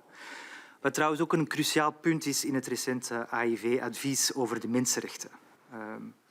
Zo kan een meer geïntegreerd beleid op Chinese handel en mensenrechten een concrete stap vooruit betekenen. En in mijn positiepaper bij dit rondetafelgesprek geef ik een aantal voorbeelden. In plaats van bijvoorbeeld terug te vragen om een vrijblijvende vorm van mensenrechtendialoog, moedigen de overheid aan om mensenrechten te bespreken en centraal te zetten bij alle commerciële en andere contacten met China. En ervoor te zorgen dat handel en mensenrechten effectief op hetzelfde belangniveau worden ingeschaald en dat ook duidelijk te communiceren tegenover China. Wij pleiten ook eindelijk voor die beloofde verplichtende wetgeving op het vlak van internationaal maatschappelijk verantwoord ondernemen, de zogenaamde IMVO-wetgeving. En we willen dat die een stuk steviger is dan het huidige zwakke Europese wetsvoorstel hier rond. Zet IMVO centraal bij alle vormen van business met China, ook wat betreft die uiterst belangrijke high-tech sector. Tot nu toe is er weinig tot geen focus in Nederland op de verantwoordelijkheid van de high-tech sector om te kijken waar hun producten terechtkomen en te vermijden dat hun activiteiten bijdragen tot schade door mensenrechtenschendingen. En geef ook als overheid het goede voorbeeld qua maatschappelijk verantwoord ondernemen. Blijft onduidelijk hoe het kabinet de mensenrechtenzorgen over China vertaalt, bijvoorbeeld in het inkoopbeleid. Politie en anderen blijven camera's gebruiken van Chinese bedrijven, waarvan de overheid zelf aangeeft dat zij worden gelinkt aan mensenrechtenschendingen in Xinjiang. Een cruciale stap in het overtuigen van Nederlandse bedrijven om internationaal maatschappelijk verantwoord te ondernemen, is om die basisprincipes zelf als overheid consistent toe te passen. Dank u wel voor uw aandacht en ik kijk uit naar uw verdere vragen en opmerkingen bij mijn bijdrage. Dank u wel, mevrouw De Hoge. Dank u wel. Ook ik wil graag mijn dank uitspreken voor deze uitnodiging. Ik ben onderzoeker bij instituut Klingendaal, van achtergrond ook sinoloog. En ik ging in 1985 voor het eerst naar China. Een heel ander China dan China van vandaag. Een arm China achtergebleven. Maar in China dat zich in de 25 jaar daarna eigenlijk steeds meer openstelde voor het Westen. En waar steeds meer vrijheden kwamen voor de bevolking. Helaas is er een ommekeer geweest en de laatste 15 en vooral de laatste 10 jaar zien we eigenlijk weer een inperking, een weg terug van die vrijheden en openheid. En dat brengt ons tot waar we nu staan. Vele ontwikkelingen in China baren ons grote zorgen, of het nu gaat om de mensenrechten, zoals net door mijn buurman besproken. Maar ook om het gebrek aan wederkerigheid, een level playing field in de economische samenwerking, de wetenschappelijke samenwerking met China. Of de manier waarop China zich gedraagt in het internationale verkeer. En ik wil mijn spreektijd graag gebruiken om in te zoomen op dat laatste. Het beleid en diplomatie van China, want ook daar stelt China Nederland en Europa voor steeds meer uitdagingen. Wat zijn nu de belangrijkste kenmerken van die diplomatie en wat kunnen we daar verwachten in de komende tijd? Allereerst wil ik eruit lichten dat China zich op dit moment steeds sterker als een geopolitieke speler opstelt die de harde machtspolitiek niet schuwt. En dit uitzicht bijvoorbeeld in het straffen van landen, organisaties en individuen die zich in de ogen van China onwenselijk gedragen of een onwenselijke uitspraak doen. Landen, het is al genoemd, Litouwen is een goed voorbeeld. Organisaties, denk aan Europese instituties onder de sancties. MERICS, het onderzoeksinstituut dat op de sanctielijst staat. Maar ook individuen zoals parlementsleden hier in de zaal aanwezig. En ook academici in Europa staan op die sanctielijst. Als we nu kijken naar de uitkomsten van het 20e partijcongres, waar Xi zich inderdaad in zijn positie versterkt heeft. Maar niet alleen Xi als leider van de Communistische Partij, ook de Communistische Partij in zijn geheel. Als we ook kijken naar hoe president Xi zich heeft opgesteld op Bali, op de G20, waar hij zich presenteerde als een leider die terugkeert op het wereldtoneel, een leider vol zelfvertrouwen, ook een leider die heel duidelijk ons rode lijnen aangeeft, waar wij niet overheen mogen gaan. Andersom is dat niet gebeurd. Als we dat allemaal beschouwen, dan kunnen we eigenlijk in de komende jaren nog meer machtspolitiek en bullying van China verwachten. En als het gaat om Taiwan, aanvullend op wat er net gezegd is, er is niet alleen de militaire druk op Taiwan, maar ook economische druk en de druk van desinformatie en cyberattacks dagelijks en in grote aantallen. Een tweede kenmerk is dat China stevig inzet op de hervorming van het huidige systeem van global governance. En de doelstelling daarbij is om China meer erkenning te verkrijgen voor het huidige politieke systeem en ook de ruimte om dat politieke systeem en China's visie op de wereldorde uit te dragen. In die visie worden zaken als universaliteit van liberale waarden en mensenrechten niet erkend. China wil niet de VN omverwerpen. China wil meer invloed verwerven binnen de VN. En daarin is het enorm succesvol. Denk bijvoorbeeld aan China's successen in de Mensenrechtenraad in Genève. En China is daarmee ook zeer succesvol in de Global South, het engageren van de Global South, zoals Helena Legarda ook aangaf. Een derde, belangrijk voor ons, is de veranderende positie van de EU binnen China's diplomatieke hiërarchie. Naast de focus op de eigen regio en de Global South zet China ook zeer sterk in op de grootmachten. Allereerst natuurlijk de Verenigde Staten, daarnaast ook Rusland, denk aan de vriendschap zonder grenzen. En dan pas op de EU. En de EU wordt wel degelijk gezien als een grootmacht, maar wel een die door interne problemen en verdeeldheid zijn geopolitieke ambities maar moeilijk kan waarmaken. En die daarmee een minder krachtige speler is. En dat ontgaat China niet. En China speelt daar handig op in. Wat betekent dit alles nu voor Nederland en Europa? En hoe moeten wij ons verhouden tot China? Een paar observaties. We hebben China niet aan het touwtje. Als EU kunnen we nog enige invloed uitoefenen op China. Zoals eerder gezegd, China is ook afhankelijk van ons. Niet alleen economisch, maar ook waar het gaat om technologie en academische samenwerking. Maar als eenling kan Nederland geen enkele invloed uitoefenen. Dat moeten we denk ik altijd goed onthouden. Ten tweede, niemand wil eigenlijk volledig breken met China. Dat zagen we de afgelopen weken weer. De VS niet, de Europese hoofdsteden niet. Bondskanselier Scholz is naar China gereisd, Macron zal volgen, maar ook Brussel niet. Vanochtend heeft Charles Michel aangekondigd volgende week naar China te gaan. 3, economische verwevenheid met China is erg groot, hebben we ook al gehoord. En het afbouwen van afhankelijkheden is noodzakelijk, maar kost heel veel tijd. Volledige ontkoppeling is niet in ons eigen belang. Niet ten aanzien van onze economie, maar ook niet ten aanzien van onze wetenschap. 4, Vierde, als Nederland strategische keuzes wil maken die onze eigen economie en onze eigen politieke belangen dienen, is inzet op gezamenlijk optrekken binnen de EU en met andere gelijkgezinde landen een noodzakelijke keuze en een verstandige keuze. Want China spreekt de taal van macht en daarin tellen aantallen. Eigenlijk moeten we het spel even slim spelen als China doet. Het provoceren, inperken, trachten te isoleren zal China niet afremmen in zijn streven om welvarend, sterk en zelfvoorzienend te worden. Engageren waar mogelijk en nuttig voor onze eigen belangen en ons richten op versterking van eigen politieke en economische weerbaarheid kan wel effectief zijn. Zolang Nederland en Europa krachtige kenniseconomieën zijn en blijven, vormen een belangrijke speler voor China. Een speler met wiens belangen en opvattingen China ook rekening moet houden. En ook waar het gaat om versterking van global governance, zoals wij dat graag zien, is versterking van onze eigen capaciteit en inzet binnen de multilaterale organisaties de beste manier om naleving van onze normen en waarden te stimuleren. Kortom, samengevat, we moeten de competitie met China aangaan door te vertrouwen op, maar vooral ook te investeren in onze eigen kracht. Dank u wel. Dank u wel. De heer Schulte-Nordholt.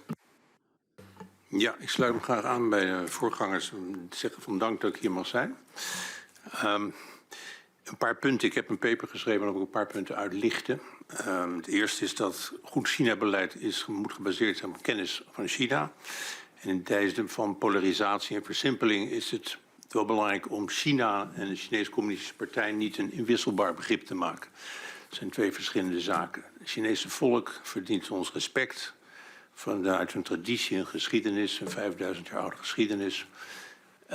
Dat is iets anders dan de Chinese Communistische Partij. Want we hebben het hele tijd over China, maar dat is wel belangrijk om dat onderscheid te maken. De meeste Chinezen zijn overigens niet zo geïnteresseerd in politiek. Dat is mijn eigen waarneming. Xi Jinping, Ingrid zei het al, is sinds 10 jaar aan de macht. En het hele narratief is veranderd over de politiek in China zelf.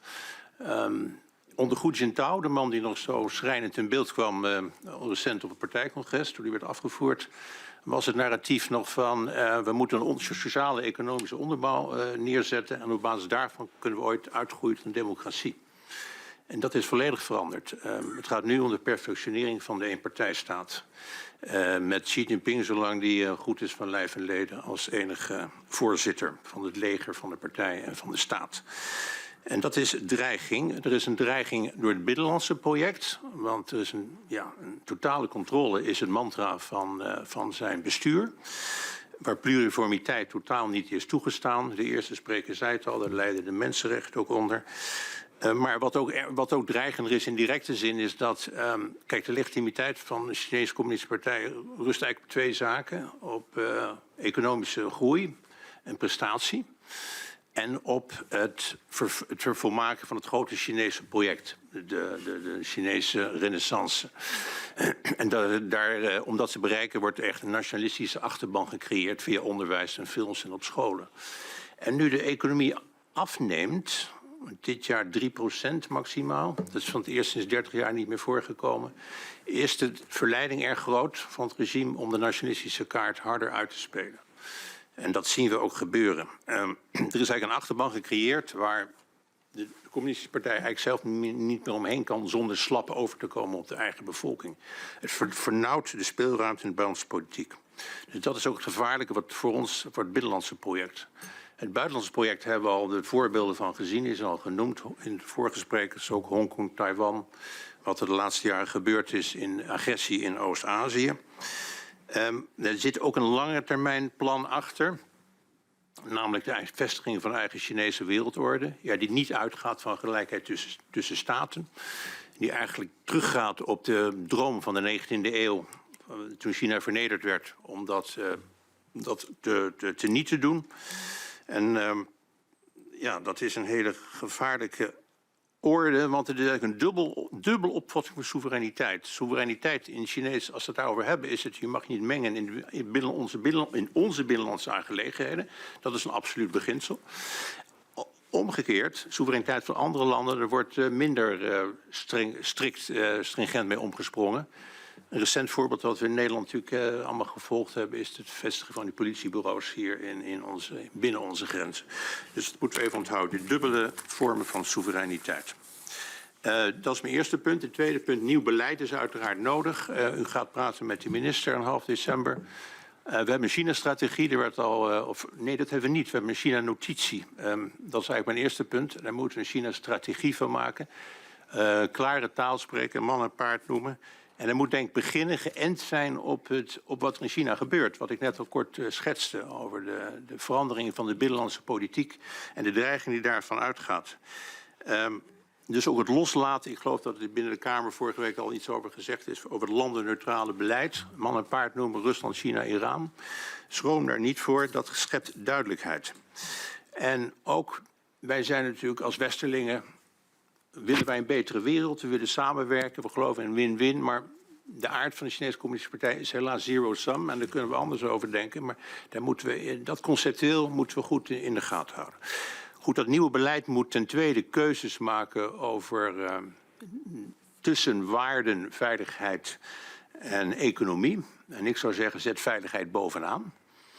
Dat is heel belangrijk. En dan praat je bijvoorbeeld over het beschermen van cruciale technologie. Vooral waar het dual use is, tweevoudig gebruik. Dus ook militaire toepassing kan kennen.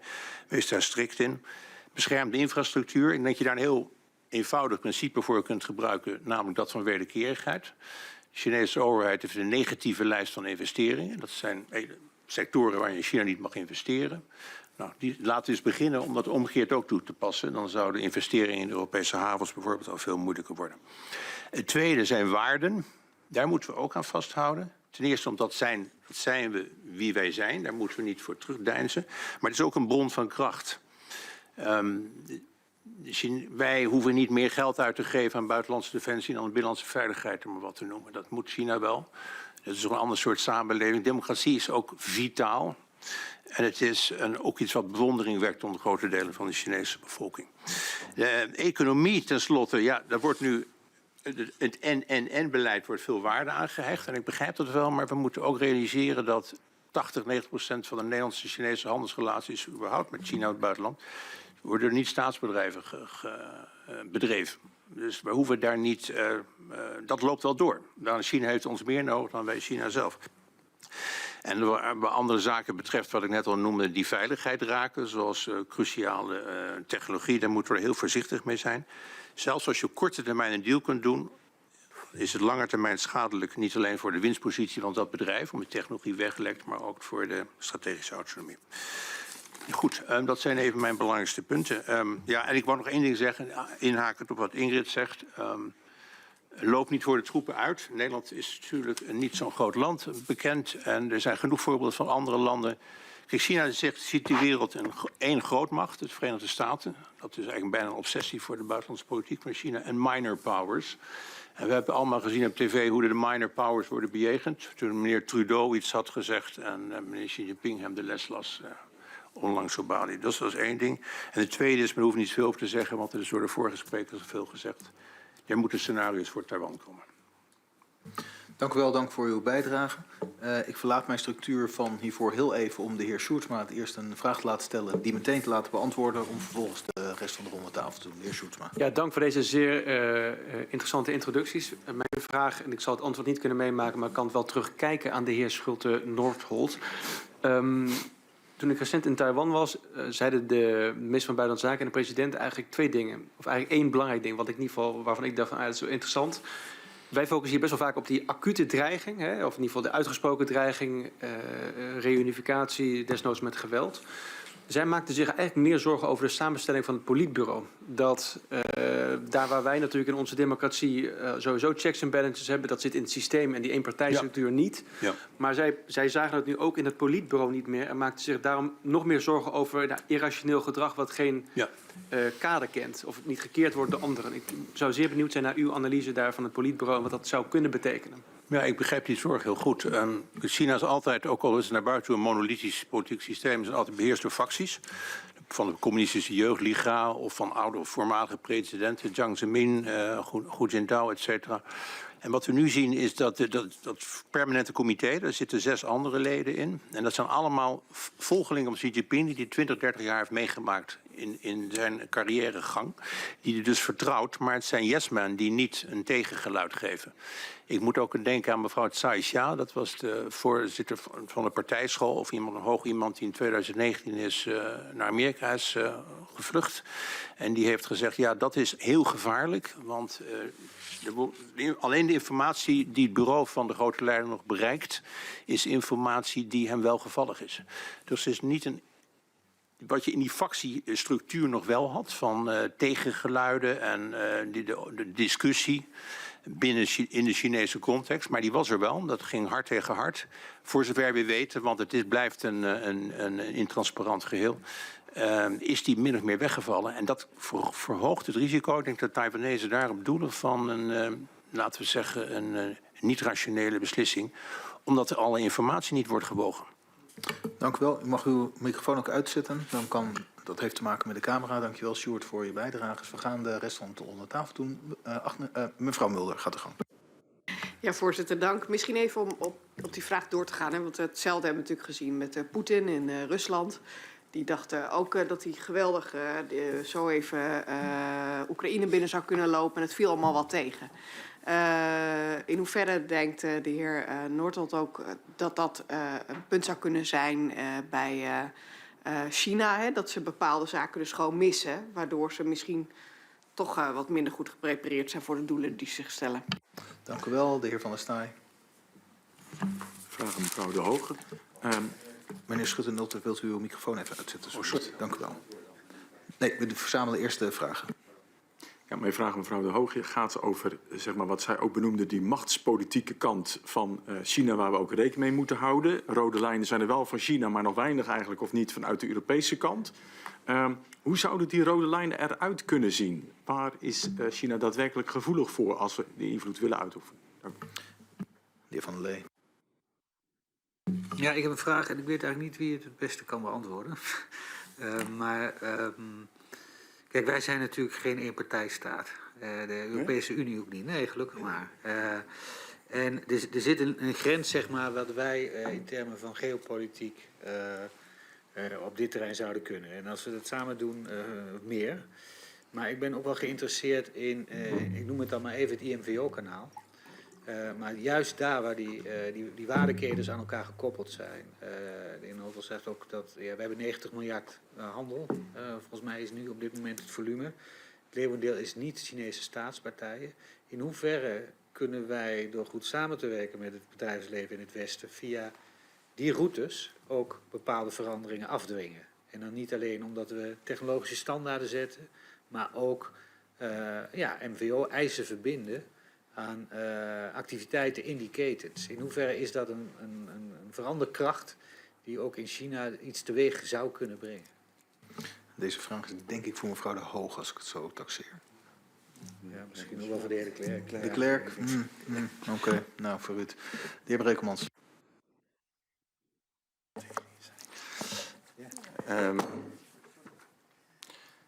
Ik heb een vraag voor de heer Schulte-Noordholt, maar eigenlijk is dezelfde vraag ook wel voor mevrouw De Hoge. Want ik ben het volledig eens met zijn analyse en ook de aanbeveling die hij doet om te zeggen we moeten het veiligheidsdenken voorop zetten, wederkerigheid. Maar we moeten ergens ook oppassen dat we niet te ver voor de troepen uitlopen. En daar zit nou juist, denk ik, het dilemma ook. Want het is heel moeilijk om die Europese tanker, om die in beweging te krijgen. Hè? Ondanks, het werd al aan gerefereerd, het bezoek van Scholz.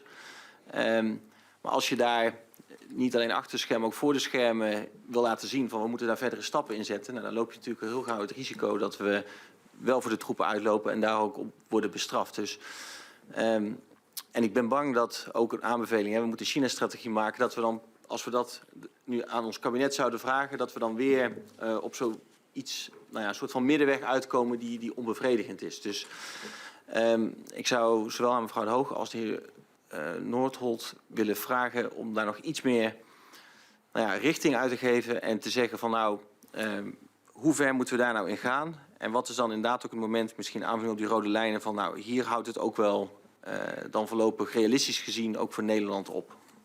Dank u wel. Ik wil u vragen om ook compact te antwoorden. Dan kunnen we een tweede ronde doen. De heer De Klerk. Dank je wel. Ja, ik zal eerst ingaan op de vraag van meneer Van der Lee. In die IMVO-piste, hoe en wat kunnen we daar bereiken? Ja, ik denk heel veel. Dat is iets waar Nederland achter staat al lang. En dat we nog veel meer kunnen instrumentaliseren en inzetten. En interessant genoeg, in het Mensenrechtenactieplan van China van 2021 tot 2025 worden de UN Guiding Principles on Business and Human Rights ook genoemd. Wordt er ook gezegd van ja, China die bevordert verantwoordelijk zakelijk gedrag in wereldwijde toeleveringsketens. Zegt ook Chinese bedrijven aanmoedigen om zich te houden aan die UNGP's, om hun due diligence te bekrachtigen, et cetera. Dus ja, dat zijn natuurlijk documenten die daar komen van de Chinese overheid. Het is een mensenrechtenactieplan, dat is niet bindend, maar het zegt wel iets. Want heel duidelijk worden daar die internationale normen ook meegenomen. Het gaat dan vooral voor Chinese bedrijven die in het buitenland ageren, maar het toont toch wel dat China een bereidheid heeft om daar ook op meer te werken en wellicht ook in alle Afrikaanse, Latijns-Amerikaanse avonturen ook heeft gezien dat er wel een zeer degelijk nut is om dat ook effectief in te zetten. China zegt trouwens ook in dat mensenrechtenactieplan dat het wil deelnemen aan en ook een constructieve rol wil spelen in verdere onderhandelingen over de business en human rights binnen de VN. Dus ik denk dat is een duidelijke piste waarop dat we kunnen inzetten. En dat is ergens ook ja, een rode lijn die dat we kunnen zetten. Het gaat hier over internationale normen, waar China zich dus ook betoont als onderschrijver. Dus dat is iets wat je ook heel makkelijk kan beargumenteren. En dat is dan iets waar je denk ik ook bij de business bij terecht kan komen. Zij hebben nu ook gezien van ja, er is wel degelijk een lange termijn perspectief als het gaat over het in acht houden van die mensenrechten. Als je kijkt dat er een staat is waar dat civil society steeds minder en minder wordt, waar dat er steeds minder geluiden komen tegenover het regime, ja, dan kan dat op een bepaald moment ook ja, een avers effect hebben op business. Dus ik denk dat die realisatie ook aan het komen is en meer bij verschillende bedrijven dat wel belangrijk is. Dus ik zou zeggen dat is zeker iets om voor ogen te houden. Nog even kort op de vraag van meneer Van der Staaij over die rode lijnen. Ja, ik denk een belangrijk ding om voor ogen te houden is consistent en consequent te zijn in het uitdragen van ja, ons mensenrechten-DNA. Dat is eigenlijk iets wat al in de China-notitie stond. Van, ja, wij moeten eigenlijk onze eigen kracht als open kritische samenleving behouden. Maar ja, dat toont dus, dat zorgt er dus ook voor dat je bij China aandringt op een open dialoog. Dat je niet eigenlijk altijd gaat ingaan op gesloten deuren, wat dat zij liever hebben, zeker als het gaat over gevoelige zaken. Nee, dat is iets wat je voor staat, dus dan moet je er ook zeer duidelijk druk over maken. Ook als er Chinese overheidsmensen naar hier komen. In het verleden is het dikwijls gebeurd dat er een rode loper wordt uitgelegd die dat dan verder verwijderd staat van de pers. En er wordt een soort van behandeling gegeven die dat niet aansluit bij een zeer open behandeling. Maar ja, dat is een moment waar je heel duidelijk kan zeggen van hier staan wij voor en zo willen wij verder gaan. Dus dat is mijn korte reactie daarop. Dank u. Mevrouw De Hoge. Ja, ik zou toch ook graag kort in willen gaan op de vraag van mevrouw Mulder over of China in het beleid maken richting Taiwan zaken zal missen. Ik onderschrijf volledig de analyse van de heer Schulte-Nordholt over het politbureau. En daar is discussie misschien minder, zal beperkter worden. Maar als je kijkt naar hoe China het buitenlands beleid maakt, dan zien we dat er heel veel denktanks en een soort onofficiële groepen van wetenschappers worden ingezet om elke gebeurtenis internationaal te analyseren en daarover de regering te adviseren. En heel veel van die papers worden ook gepubliceerd. Soms alleen in het Chinees, die kunnen we allemaal inkijken. En daar zie je dat die analyses toch nog wel steeds heel rationeel en heel scherp zijn. En voor zover we nu weten wordt dat nog steeds wel meegenomen in het maken van beleid. Dus ik denk dat daar niet echt zaken gemist zullen worden. Er kan een irrationele keuze gemaakt worden, maar de informatievoorziening ten aanzien van buitenlands beleid zal er nog zeker zijn. De vraag van de heer Van Staaij en de rode lijnen. Ik zou willen zeggen, in de eerste plaats moeten die rode lijnen liggen bij de mensenrechten, zoals mijn buurman net ook zei. Maar ook aanvullend dat we niet moeten accepteren dat China andere landen boeliet. Zoals gebeurde met Litouwen. Nou, daar hebben we ook de gelederen gesloten. Ik denk dat we daar heel sterk op moeten blijven inzetten. Dat we niet accepteren dat China die harde machtspolitiek voert. En als we daar als internationale gemeenschap gezamenlijk in optrekken, denk ik toch dat China af en toe zal moeten terugkrabbelen. En dat brengt me eigenlijk ook bij de vraag bij de heer Van Lee. Hebben we veranderingsmacht? Jazeker. Ik denk als we met heel veel landen samen optrekken, dan heeft dat zeker impact in hoe China zich gedraagt. Als China ziet dat je zwak bent en dat je uit elkaar te spelen valt, zal het dat handig doen. Dat zien we ook binnen Europa nu weer. Maar als je een sterke vuist maakt, kan men soms niet anders dan buigen. Op de internationale terrein, maar ook waar het gaat om maatschappelijk verantwoord ondernemen. Of zaken als intellectueel eigendom. Dan zie je toch dat in de afgelopen 20 jaar China onder druk van het Westen, onder aansporing van het Westen, enorm veel stappen heeft gezet. Dus ja, zeker. En wij hebben ook de economische macht als de Europese Unie. We zijn de belangrijkste handelspartner van China. Technologisch heeft China ons nog enorm hard nodig om ooit eventueel zelfvoorzienend te worden. Dus wij moeten die macht en kracht ook goed aanwenden. Vraag van de heer Brekelsman. Ja, dat is een ingewikkelde. Je wil niet voor de troepen uitlopen. En zoals ik zei, als eenling kun je niet zoveel. Maar tegelijkertijd wil je stappen zetten waar anderen soms traag zijn. Ik denk dat daar wel een goede balans in valt te vinden. Ik denk dat we voor de grote zaken samen moeten optrekken. Maar als je bijvoorbeeld kijkt naar wat Duitsland nu gedaan heeft, wel als eenling als eerste eigenlijk weer naar China. Maar tegelijkertijd de weken na een aantal regels aanscherpen voor Chinese investeringen in Duitsland. En een aantal samenwerkingen een halt toeroepen. Dus je ziet daar een hele mooie combinatie van stappen die je zelf kan zetten.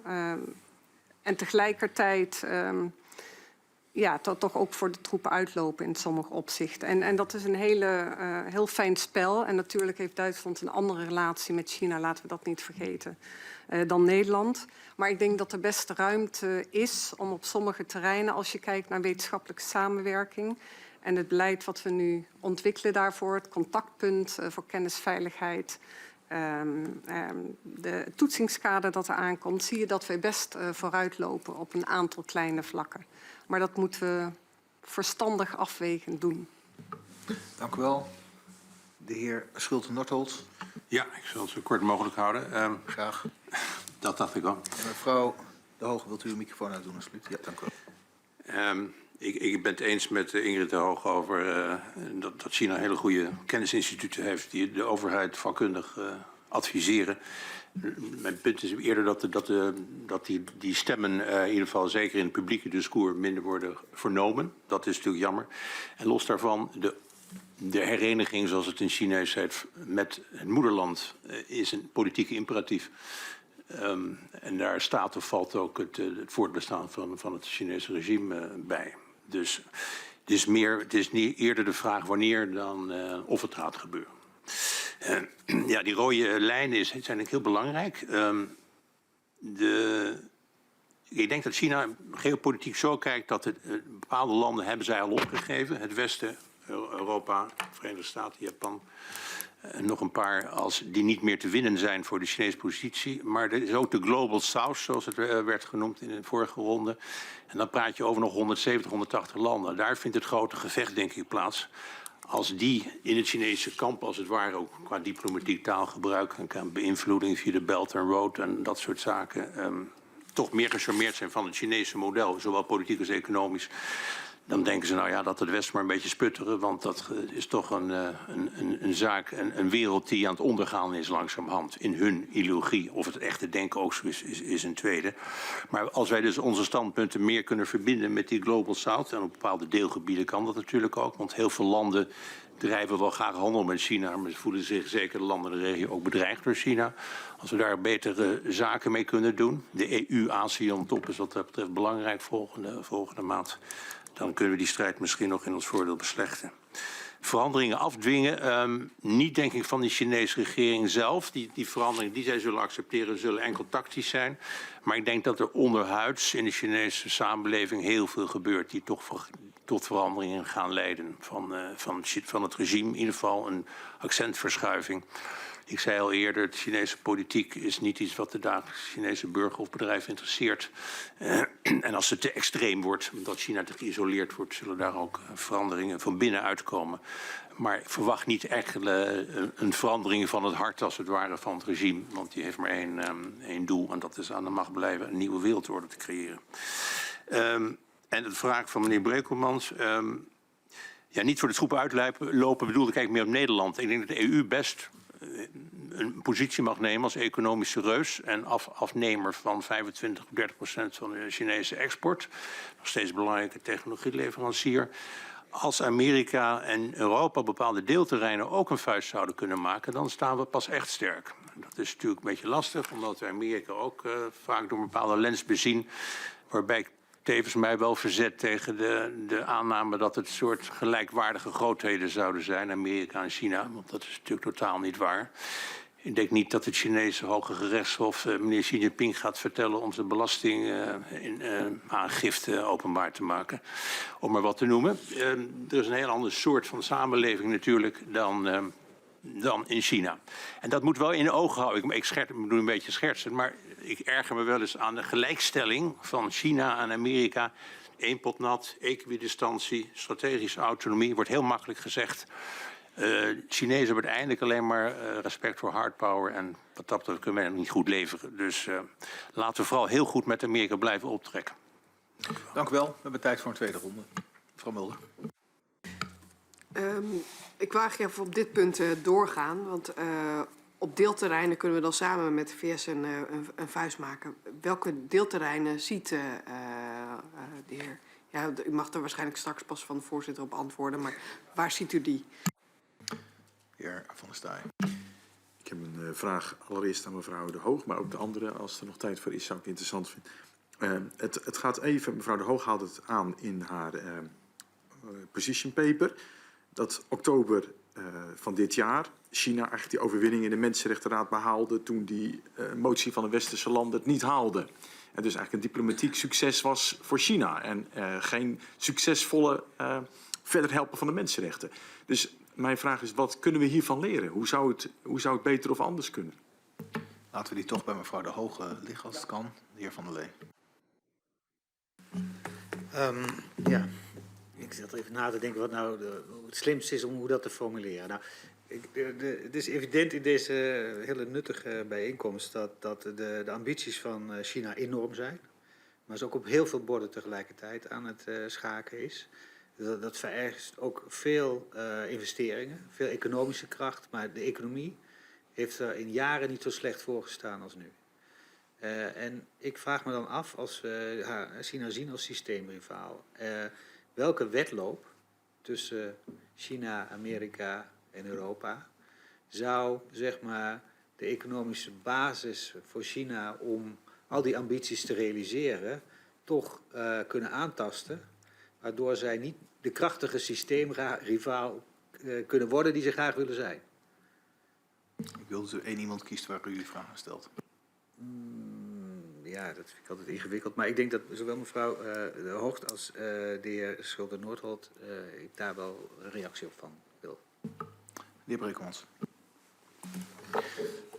Ja, ik zou graag willen doorvragen op de laatste opmerking van de heer Schulder-Noordholt. Ik was het zeer met hem eens dat we de VS en China nooit in één adem moeten noemen, maar er altijd een nuancering bij of een duidelijkere toelichting bij geven. Als we dat nu concreet maken, we hadden het ook in de vorige ronde hadden we het daar even over. Casus die nu voor ligt, ASML. Daar kiest de VS natuurlijk met de technologische sancties die instellen voor, zetten ze de boel op scherp. Zouden wij dan ook moeten zeggen van nou, wij sluiten ons aan bij die strategie van de VS, duidelijk gericht om China technologisch te verzwakken, vormen daar in één blok en we nemen daarvan dan de consequentie dat onze halfgeleidersindustrie, ASML, dan op korte termijn daar ook last van ondervindt, want minder export.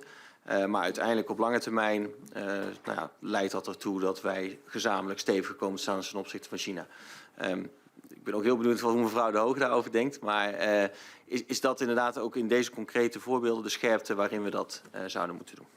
Dank u wel, de heer De Klerk. U bent vrijgesteld deze ronde. Dus dan gaan we naar mevrouw De Hoge. Ja, dank u wel voor deze weer belangrijke vragen.